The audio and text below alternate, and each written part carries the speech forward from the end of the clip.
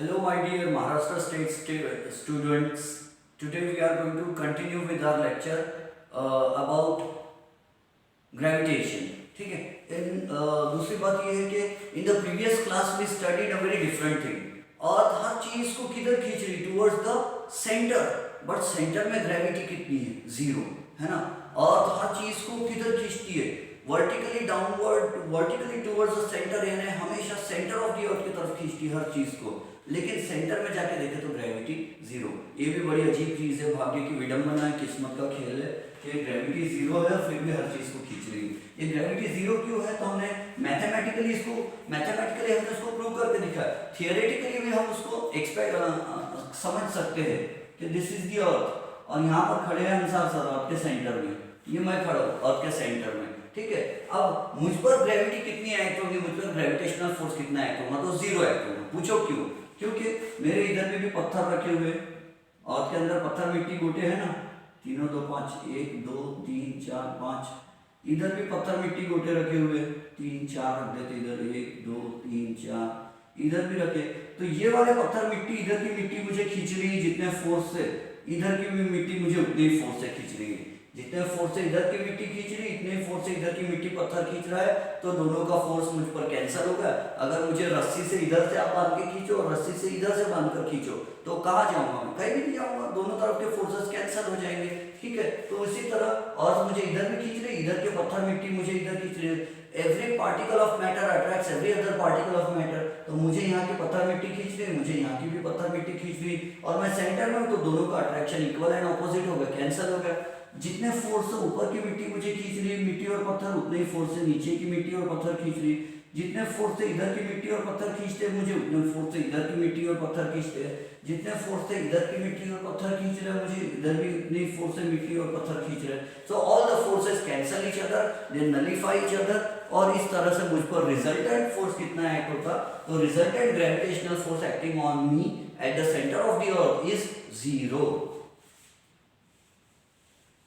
और gravitational force अर्थ के surface पर कितना रहता? मैक्सिमम रहता. नॉर्थ पोल पे मैक्सिमम ग्रेविटी है, साउथ पोल पे मैक्सिमम ग्रेविटी है, इक्वेटर पर ग्रेविटी थोड़ी कम है, और अर्थ के सेंटर में ग्रेविटी एकदम जीरो है. चलो अब अपनी टेक्स्ट बुक जो है ना, पेज नंबर 1 पर, मैं सीक्वेंस में नहीं पढ़ा रहा हूँ, है ना. मुझे जो पसंद आता है, मुझे जो अच्छा लगता है, मैं पहले वो पढ़ाता हूँ, क्योंकि टेक्स्ट बुक की सीक्वेंस अलग दी हुई है. मुझे मेरी सीक्वेंस ज़्यादा पसंद आती है तो मैं वैसे पढ़ाता हूँ. हालांकि टेक्स्ट बुक फॉलो करना चाहिए, अपने बोर्ड वालों ने सोच समझ के बुक बनाए, लेकिन मैं ज़्यादा नहीं सोचता हूँ. इसलिए सी कि हमारी टेक्स्ट बुक में एक ऐसा पेड़ बना हुआ है, और वो पेड़ के नीचे जो है Newton is resting himself. Newton आराम कर रहे हैं. न्यूटन, ये देखो आपके न्यूटन अंकल जो है, न्यूटन चाचा आराम कर रहे हैं पेड़ के नीचे. और ये एक झूठी कहानी, सच में ऐसा कुछ हुआ नहीं था, लेकिन एक फैब्रिकेटेड वर्जन है, एक ऐसी बोली हुई कहानी है जो फेमस होगी. तो यहाँ पर कहते हैं कि यहाँ पर एक एप्पल था, और बहुत सारी जगह एप्पल्स हो सकते हैं, और यहाँ का एप्पल गिरा था, एप्पल यहाँ का एप्पल गिराते काम करते. यहाँ का एक एप्पल गिरा तो एप्पल ऐसा गिरा सीधे सीधे सीधे सीधे नीचे. तो न्यूटन ने सोचा कि यार ये एप्पल नीचे क्यों गिरा, और वो भी सीधे क्यों आके गिरा. न्यूटन के माइंड में क्या क्वेश्चन आया कि why did the Apple fall in the vertically downward direction. सीधे सीधी लाइन में ही क्यों गिरा. The Apple should have made an angle, the Apple should have fallen here making an angle theta here. एक angle theta बना के Apple इधर गिरना चाहिए था, और the Apple should have fallen here making an angle of 90 degree. Apple इधर गिरना चाहिए था, और the Apple should have fallen here, Apple ने यहाँ गिरना चाहिए था. तो बोले एप्पल इधर भी नहीं गिर रहा, इधर भी नहीं गिर रहा, इधर भी नहीं गिर रहा, किधर भी नहीं गिर रहा, बस सीधी लाइन में क्यों गिर रहा. तो उस पर से न्यूटन ने क्या कंक्लूजन निकाला. न्यूटन का कंक्लूजन था कि जरूर बोले ये जो अर्थ है,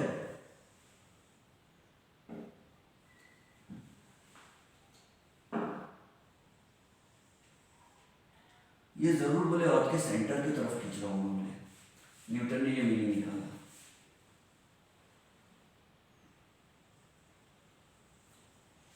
Newton said the apple is falling in a vertical line, straight line in the downward direction.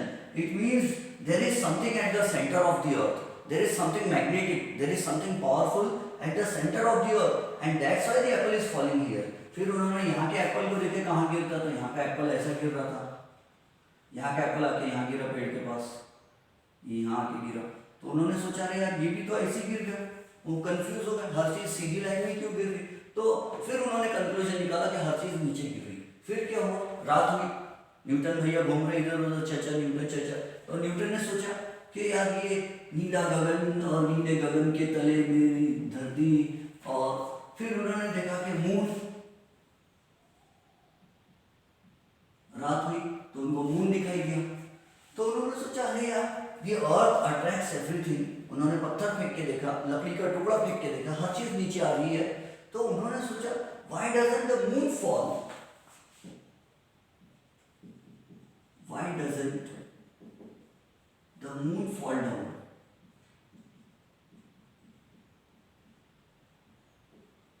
On earth उन्होंने सोचा why doesn't the moon fall down on the earth. तो इसके पीछे दो रीजंस हैं। एक रीजन हमारी टेक्स्ट बुक में दिया है, बड़ा सीधा साधा सिंपल रीजन दिया है, और एक रीजन मैं दूंगा अपने मन से। तो एक रीजन दिया है because the moon is in motion,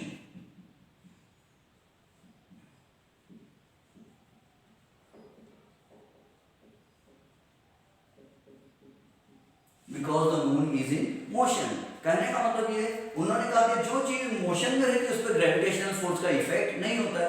अब आप देखते हैं एरोप्लेन ऐसा उड़ते रहता, फास्ट में चलते रहता, तो गिरता क्या, वो नहीं गिरता। अब एरोप्लेन वाले भैया को, पायलट को बोलो भैया बोलना थोड़ा इंजन स्विच ऑफ करो, ये जो फैन वैन घूम रहे हैं एरोप्लेन के थोड़ा बंद करके खड़े तो रखो, बोलना थोड़ा पार्किंग में जाके आना बोलना हमको कहीं, तो जैसे एरोप्लेन खड़ा रहेगा 5 मिनट के लिए फट से नीचे गिर जाएगा। जो चीज मोशन में होती है उस पर ग्रेविटी का इफेक्ट कम होता है, ठीक है। तो मून भी मोशन में, इसलिए उस पर ग्रेविटी का इफेक्ट ज्यादा नहीं हो रहा और वो नीचे नहीं गिर रहा। ये हमारी टेक्स्ट बुक में दिया हुआ है, लेकिन मैं इससे थोड़ा एक कदम ज्यादा सोचेंगे अपन, because the moon is in circular motion, ये और एक अच्छी चीज हो जाएगी। Let us see. अब मैं आपको दो फोर्सेस के बारे में बताता हूँ। One force is called the centripetal force, और सेंट्रीपेटल फोर्स भी बोलते हैं उसको, centripetal force, and the other force is called centrifugal force. कहाँ लिखो, ये इधर लिखो,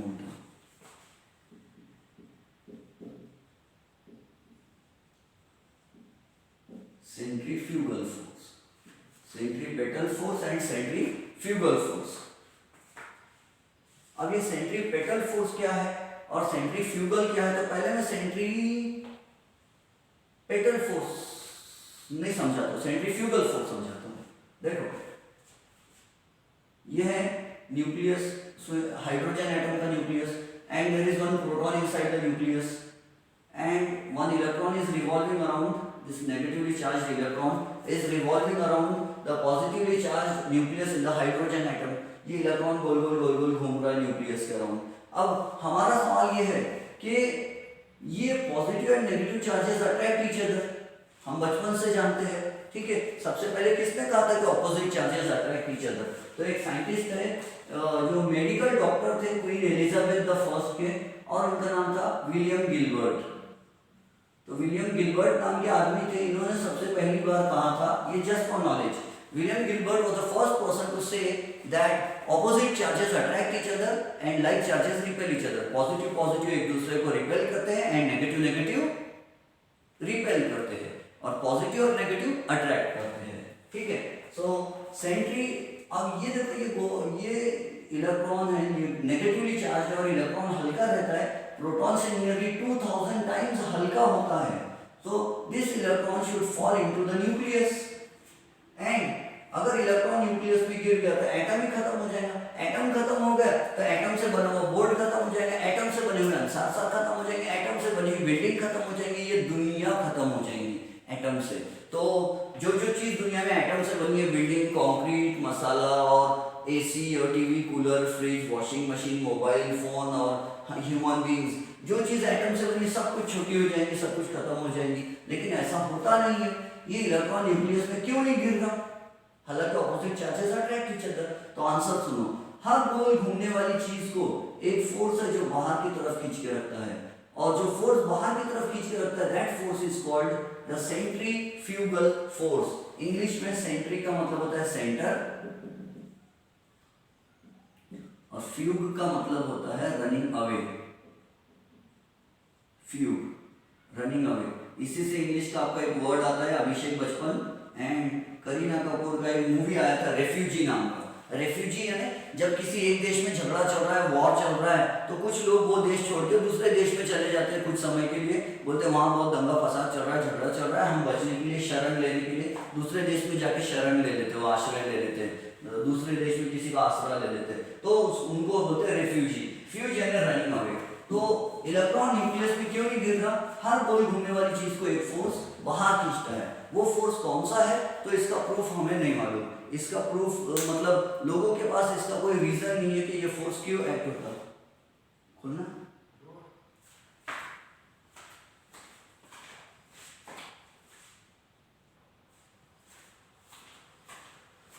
Sentry means centre and fuge means running away. तो हर गोल घूमने वाली चीज को एक फोर्स होता है जो बाहर खींच लेता है। फॉर एग्जांपल कभी आप मेरी गो राउंड में बैठे, मेरी गो राउंड यानी जो जिसमें चेयर लगी रहती, गोल गोल गोल गोल चेयर पर बैठना पड़ता और वो झूला हॉरिजॉन्टली गोल गोल घूमता है, ऐसा गोल गोल गोल गोल गोल गोल। आपने अगर सीट बेल्ट नहीं लगाया, समझो आप मेरी गो राउंड झूले में बैठ गए, ये ऐसा मेरी गो राउंड झूला रहता है ऐसा, और मैं क्या करूँ कैसे बनाऊँ वो झूला, मुझे नहीं आता बनाना, ये ऐसा यहाँ चेयर रहती, यहाँ चेयर चेयर चेयर चेयर ऐसी चेयर लगी रहती लाइन से, और बीच में खंबा रहता है ऐसा, और ये चेयर इससे बांधी हुई रहती है।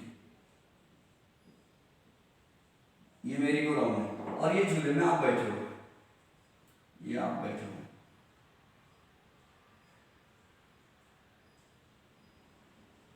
यूं मेरी गो राउंड झूले में आप बैठे हो, और मेरी गो राउंड झूला कैसा घूमता है ऐसा गोल गोल।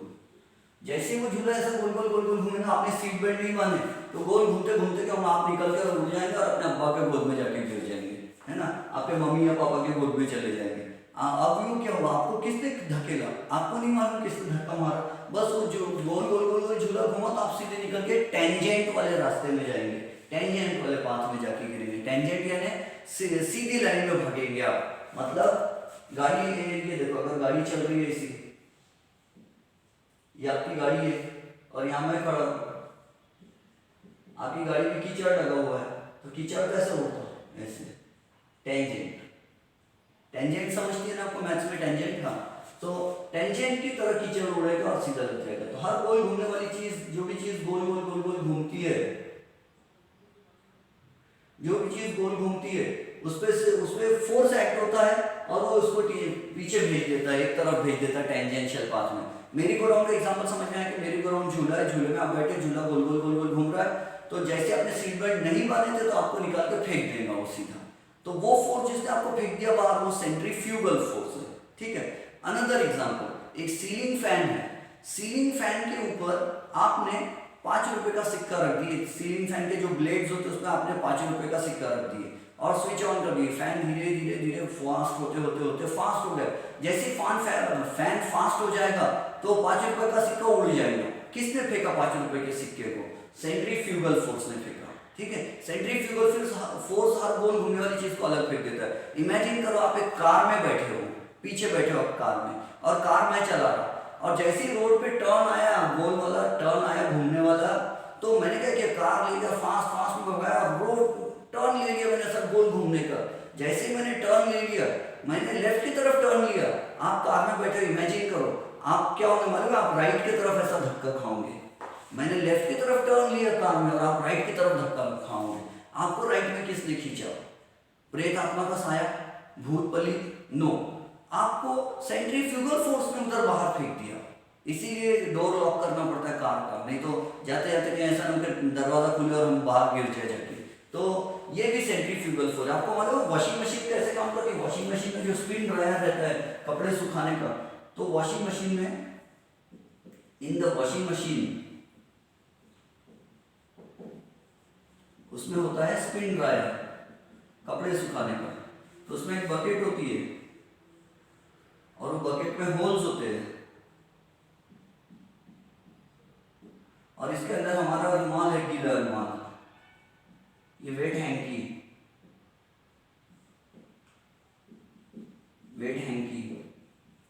गीला रुमाल फास्ट में घूमेगा, गोल गोल गोल गोल गोल गोल, ये बकेट गोल घूमेगी, गोल घूमेगी, तो इसमें से जो पानी की बूंद है वो उड़ जाएगी किनारे पर, साइड में उड़ जाएंगे पानी के बूंद, और पानी के बूंद साइड में उड़ के क्या होंगे, बकेट में जमा होंगे, और बकेट में होल्स रहते हैं, वो होल्स में से पानी निकल के रुमाल सूख जाएगा।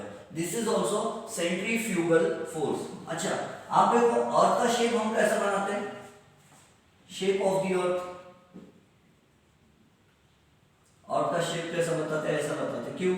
क्योंकि मालूम है आपको, अर्थ ऐसे गोल गोल गोल गोल घूमती है ना अर्थ, तो गोल घूमने के कारण मिट्टी पत्थर ऐसे सब गोल गोल उस पर प्रेशर आता साइड में, और प्रेशर आने के कारण सब चीज इधर इधर इधर भाग जाती, और इधर और उधर भाग जाने के कारण क्या होता है, फिर अर्थ का शेप चपक गया। कहते हैं कि जब दुनिया बनी थी तो गोल थी अर्थ, और अब बाद में उसका शेप चपक के अंडा बन गया, ऐसा एग बन गया। तो ये क्यों हुआ? सेंट्रीफ्यूगल फोर्स के कारण हुआ। सेंट्रीफ्यूगल फोर्स क्या करता, हर गोल घूमने वाली चीज को बाहर फेंक देता है। अगर मैंने एक पत्थर, ये डस्टर लिया, डस्टर को मैंने रस्सी से बांध दिया, और रस्सी से बांध के डस्टर को मैंने गोल घुमाना चालू किया, ऐसा ऐसा अपनी टेक्स्ट बुक में पिक्चर में दिया है, डस्टर को ऐसा गोल गोल घुमाना चालू किया रस्सी से बांध के, और वो रस्सी टूट भी, तो डस्टर कहाँ जाएगा बताओ? तो अगर ये मैं हूँ, ये मैं हूँ, ये मेरे हाथ में पत्थर है, तो ये मेरे हाथ में रस्सी है, ठीक है, और ये रस्सी पे पत्थर बांधा हुआ, तो मैं इसको ऐसा घुमा रहा हूँ, गोल गोल गोल गोल, ऐसा गोल घुमा रहा हूँ। जैसे ये टूट जाएगी तो ये सीधी लाइन में भाग जाएगा, पत्थर स्टोन सीधी लाइन में भाग जाएगा। हर गोल घूमने वाली चीज जो होती है वो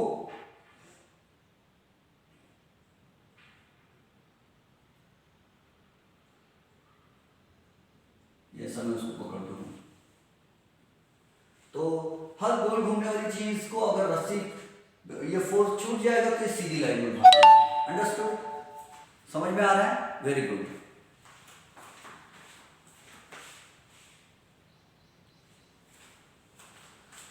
सो सेंट्रीफ्यूगल फोर्स क्या करता है, हर गोल घूमने वाली चीज को बाहर खींच लेता है। ऐसे बहुत सारे एग्जांपल्स है, लेकिन इतना हमको डिटेल में पढ़ना नहीं है, तो आप ध्यान से समझो। सेंट्रीफ्यूगल फोर्स अब हर गोल घूमने वाली चीज को बाहर खींच लेता, तो फिर ऐसा होना चाहिए था कि ये है अर्थ और ये है मून। अब अर्थ गोल गोल गोल गोल गोल गोल घूम सॉरी मून अर्थ के गोल गोल गोल गोल गोल गोल घूम रहा है, तो इस पर सेंट्रीफ्यूगल फोर्स एक्ट होगा, और सेंट्रीफ्यूगल फोर्स ने एक्ट करके क्या करना चाहिए, मून को खींच के फेंक देना चाहिए कहीं पर। लेकिन मून जाता है कभी, गोल घूमते समय गोल गोल गोल गोल गोल गोल घूम रहा है, लेकिन कहीं जाता है क्या? नहीं जाता है। क्यों नहीं जाता? क्योंकि अर्थ उसको सेंटर की तरफ खींच रही है। कौन से फोर्स से खींच रही है? तो जीएफ से खींच रही है। जीएफ का मतलब क्या? Gravitational force. तो ग्रेविटेशनल फोर्स से अर्थ इसको इधर खींच रही है, और ये इसी वजह से कहीं नहीं जा रहा। तो जो फोर्स सेंटर की तरफ खींच के रखता है, चाहे वो ग्रेविटेशनल फोर्स हो, चाहे वो इलेक्ट्रिकल फोर्स हो, इलेक्ट्रोस्टैटिक फोर्स हो, चाहे वो इलेक्ट्रोस्टैटिक फोर्स हो, या चाहे वो इलेक्ट्रोमैग्नेटिक फोर्स हो, या कोई भी फोर्स हो, इन दोनों को मिला के हम शॉर्टकट में इलेक्ट्रिकल फोर्स बोल सकते हैं। तो पॉजिटिव नेगेटिव के बीच में जो फोर्स ऑफ अट्रैक्शन है, this force is also called centripetal force. ठीक है, यहां डाल देते हैं, it is called centripetal force. और ये जो ग्रेविटेशनल फोर्स है, इसको भी क्या होता है? Centripetal force. तो any force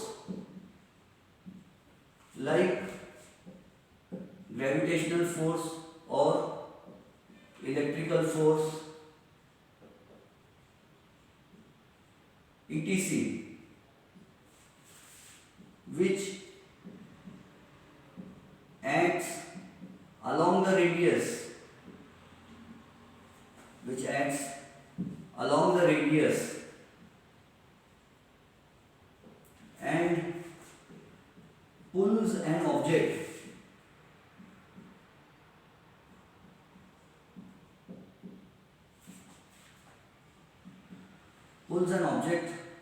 performing circular motion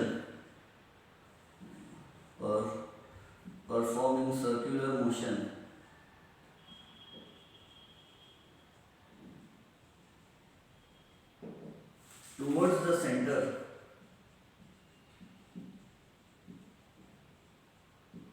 is called centripetal force.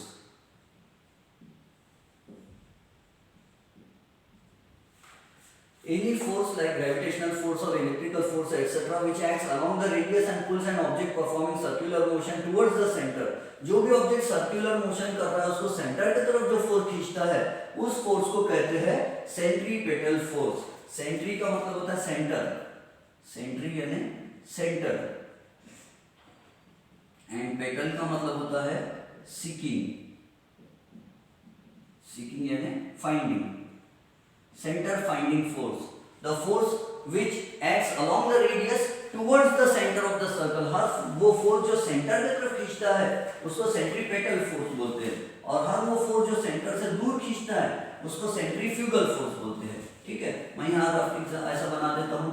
ये पॉजिटिव चार्ज न्यूक्लियस है और ये इलेक्ट्रॉन नेगेटिवली चार्ज इधर खींच रहा है, तो यहाँ पर जो फोर्स है इसको बोलते हैं CPF, सेंट्रीपेटल फोर्स. शॉर्टकट में सेंट्रीपेटल फोर्स को अपन क्या बोलेंगे, CPF. ठीक है, उसी तरह मैं यहाँ पर बना देता हूँ अर्थ.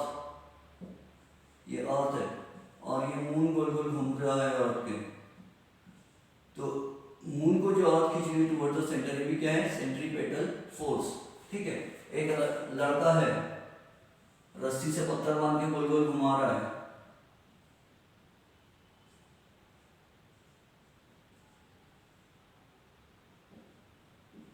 तो this is also centripetal force. ये रस्सी से सेंट्रीपेटल फोर्स सेंटर की तरफ खींच के रख रहा है पत्थर को. ये क्या है, स्टोन, और ये रस्सी है. ठीक है, दिस इज सेंट्रीपेटल फोर्स. बात समझ में आ गई. सेंट्रीपेटल फोर्स क्या होता है. अब सेंट्रीफ्यूगल फोर्स क्या है.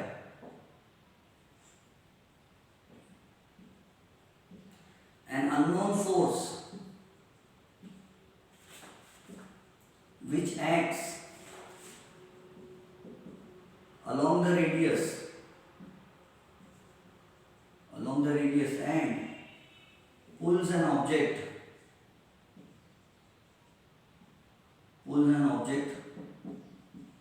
performing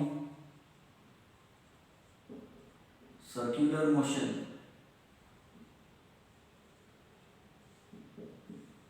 away from the center of the circle.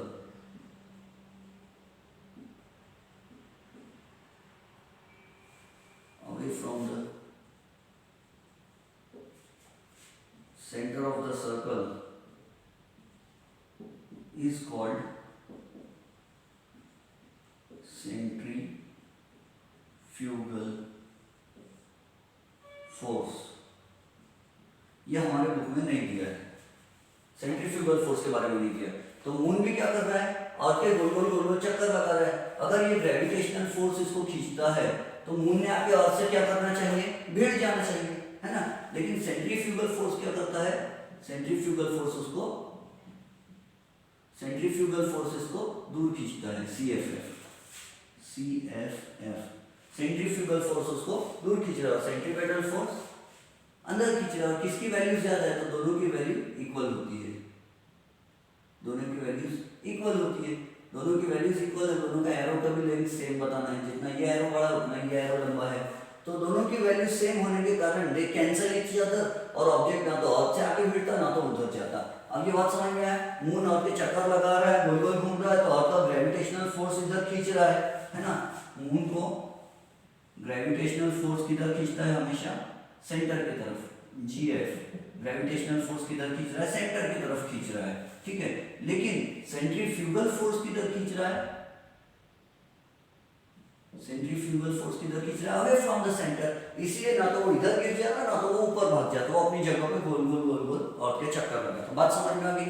Centripetal force और सेंट्रीफ्यूगल फोर्स समझ में आ गया.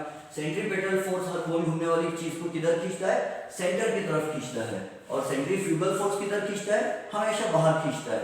अगर सेंट्रीपेटल फोर्स नहीं होता था तो क्या होता था, without centripetal force circular motion is not possible. ये बात याद रखना. विदाउट centripetal force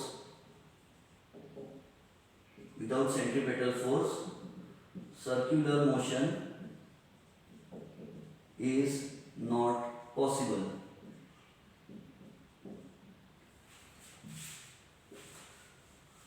अगर कोई चीज को सेंटर की तरफ नहीं खींचा जाए, सेंट्रीपेटल फोर्स क्या होता है, कोई चीज गोल घूम रही और अगर रस्सी टूट गई, ये रस्सी से बना हुआ पत्थर है तो ये रस्सी गोल घूम रहा है ऐसा, अगर रस्सी टूट गई तो क्या होगा, ये गोल घूमते घूमते किधर भाग जाएगा, ये गोल घूमते घूमते इधर भाग जाएगा।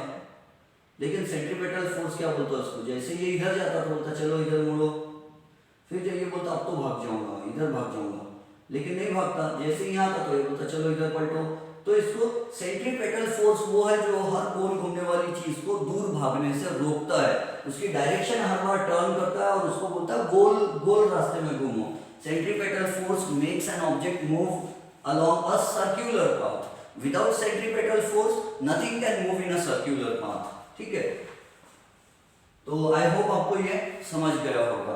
अब नेक्स्ट क्लास में हमको नेक्स्ट टॉपिक डिस्कस करना है, and that topic is weight क्या होता है, मास क्या होता है। यानी मास एक अलग क्वांटिटी है, physical quantity, and weight is a different physical quantity. Weight एक अलग चीज है, मास एक अलग चीज है। अपने इधर गावरानी लैंग्वेज में क्या करते हैं लोग, बोलते सब बोलते हैं मैं 65 किलो का हूँ, मैं 60 किलो का हूँ, मैं 50 किलो का हूँ, मैं 70 किलो का हूँ। मास का ऐसा यूनिट किलोग्राम है, वेट को तो न्यूटन में गिनना चाहिए। अगर मेरा वेट गिनना चाहोगे ना, पता है अंसार सर का वेट लगभग 450-500 आएगा मेरा वेट, आपको यकीन नहीं आ रहा होगा। बट अगर समझो मैं पुलिस भर्ती में, पुलिस की ट्रेनिंग के लिए मैंने पुलिस भर्ती का फॉर्म फिलअप कर दिया और मैं अपने साइंटिफिक लैंग्वेज में मैं लिख दूं कि my name is Ansar sir, my height is इतना इतना, माय वेट इज 450 न्यूटन, मेरा वेट 450 है, तो पुलिस वाले पहली फुर्सत में मुझे हटा देंगे वहां से। मुझे देखेंगे भी नहीं वो, बस पहले देखेंगे, बोलेंगे 450 का ये इतना भारी, और इसको पुलिस में कैसे ले रहे हैं, इतने भारी लोगों को पुलिस में नहीं लेते। लेकिन क्या आपको लगता है मैं इतना भारी हूँ? नहीं। तो वेट एक अलग चीज है। अगर हम रियलिटी लिखना चाहे, सच में अगर हम लिख देंगे ना कि अंसार सर 450 की में है, 450 न्यूटन, तो पुलिस मुझे उनको नहीं समझता न्यूटन क्या है और किलोग्राम क्या है, तो मुझे रिजेक्ट कर देंगे पुलिस की ट्रेनिंग से, है ना। तो लेट अस स्टॉप हियर। बाद में वेट, मास एंड वेट और उसके डिफरेंसेस हम बाद नेक्स्ट क्लास में डिस्कस करेंगे। चलो, have a nice time, happy lockdown.